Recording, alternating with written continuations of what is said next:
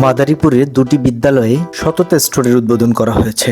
সততা স্টোর মানে হচ্ছে বিদ্যালয়ে অবস্থিত এমন একটি স্টোর যেখানে শিক্ষার্থীদের জন্য প্রয়োজনীয় শিক্ষা উপকরণ সহ হালকা নাস্তা করার মতো কিছু খাবার দাবারও থাকবে এবং সেখানে কোনো রকম দোকানদার বা বিক্রেতা থাকবে না। শিক্ষার্থীরা নিজেরা গিয়েই সেখানে পণ্যের গায়ে লিখিত মূল্য দিয়ে তারা নিজেরা কিন্তু সেখান থেকে পণ্য ক্রয় করবে। এতে শিক্ষার্থীদের মধ্যে একটি নৈতিকতা বোধ এবং সততা বোধ তৈরি হবে বলেই বাংলাদেশ সরকার বিশ্বাস করেন।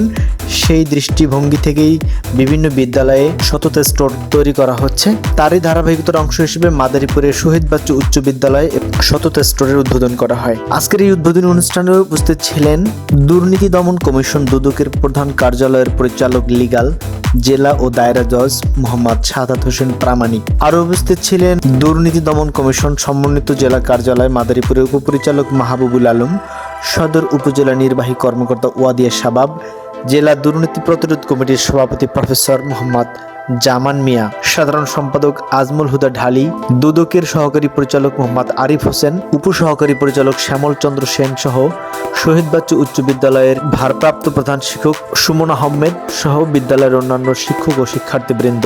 সকাল 10টার সময় শহীদ বাচ্চু উচ্চ বিদ্যালয়ে আসেন অতিথিবৃন্দ। বিদ্যালয়ের দ্বিতীয় তলায় সুসজ্জিত একটি রুমে সততা স্টোর উদ্বোধন করা হয়। অনুষ্ঠানে আগত অতিথিবৃন্দ সততা স্টোর উদ্বোধনের পরপর সততা স্টোরের কার্যক্রম বুঝিয়ে দেন এবং শিক্ষার্থীদেরকে সততা দর্শক বাংলাদেশ সরকার বিভিন্ন বিদ্যালয়ে সততা স্টোরের যে উদ্যোগ গ্রহণ করেছেন এই উদ্যোগটি আপনার কাছে কেমন লাগে জানাতে পারেন কমেন্ট বক্সে। ধন্যবাদ সকলকে।